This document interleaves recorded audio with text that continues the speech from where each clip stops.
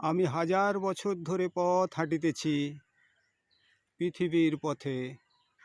সিংহল সমুদ্র থেকে নিশীথের অন্ধকারে মালয় সাগরে অনেক অনেক ঘুরেছি আমি। বিম্বিসার অশোকের ধূসর জগতে সেখানে ছিলাম আমি। আরো দূর অন্ধকারে বিদর্ভ নগরে আমি ক্লান্ত প্রাণ এক।